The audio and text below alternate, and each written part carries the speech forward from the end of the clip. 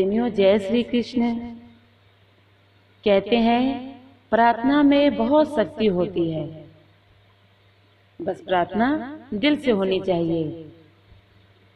प्रार्थना मीरा जी ने की, प्रहलाद जी ने की, ध्रुव जी ने की, तुलसी बाबा ने की, सूरदास जी ने की। सूरदास जी को संसार दिखता नहीं है, फिर भी प्रार्थना में वो ताकत है कि भगवान कृष्ण स्वयं आकर उनके भजन सुनते हैं।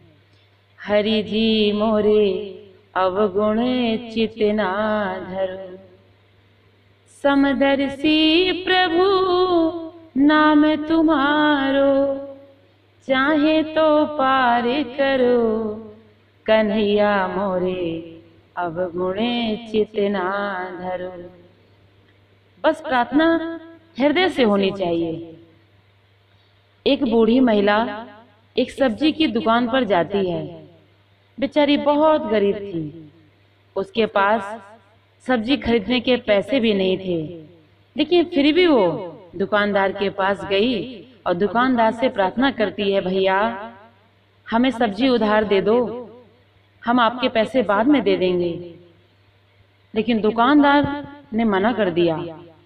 बार बार आग्रह करने पर दुकानदार को बड़ा गुस्सा आया और गुस्से में कहने लगा, क्या तुम्हारे पास कुछ ऐसी चीज है जिसकी कोई कीमत हो तो उसे इस तराजू पर रख दो, मैं उसके वजन के बराबर तुम्हें सब्जी दे दूंगा। बेचारी महिला, उसके पास कुछ भी ऐसा नहीं था। कुछ देर सोच में पड़ जाती है, उसके पास ऐसा कुछ भी नहीं होता है। लेकिन कुछ देर बाद वो अपने थैले से एक कागज का टुकड़ा निकालती है और उस पर कुछ लिखकर तराजू पर रख देती है।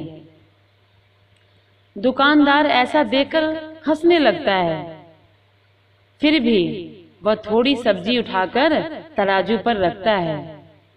आश्चर्य की बात है, कागज वाला पल्ला नीचे ही रहता है और सब्जी वाला पल्ला ऊपर उठ जाता है।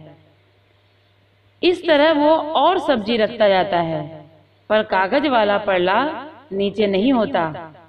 तंग आकर दुकानदार ने उस कागज को उठाया और खोलकर पढ़ने लगा, और जब उसने पढ़ा तो वो हैरान रह जाता है। कागज पर लिखा था, है मेरे प्रभु, ऐ मेरे ईश्वर, तुम सर्वज्ञ हो, अब सब कुछ तुम्हारे ही हाथ में है।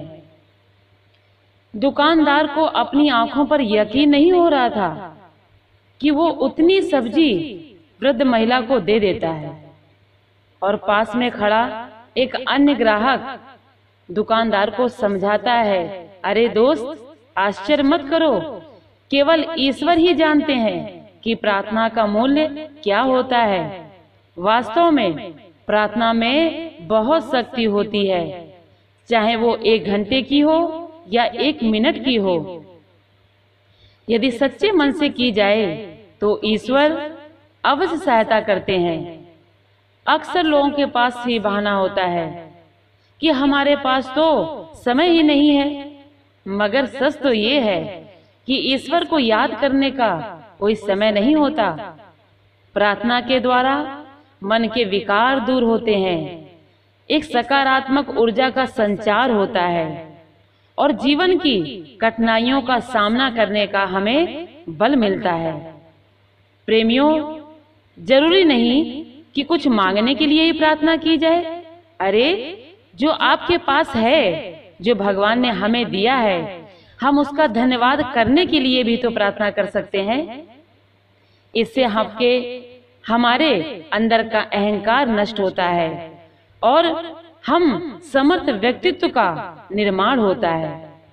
प्रार्थना करते समय मन को ईर्ष्या, द्वेष, क्रोध, घृणा जैसे विकारों से मुक्त रखना चाहिए और प्रातःकाल दैनिक प्रार्थना को जीवन का एक अनिवार्य अंग अवश्य समझना चाहिए कि हमें रोज प्रातःकाल उठकर भगवान से प्रार्थना अवश्य करनी है।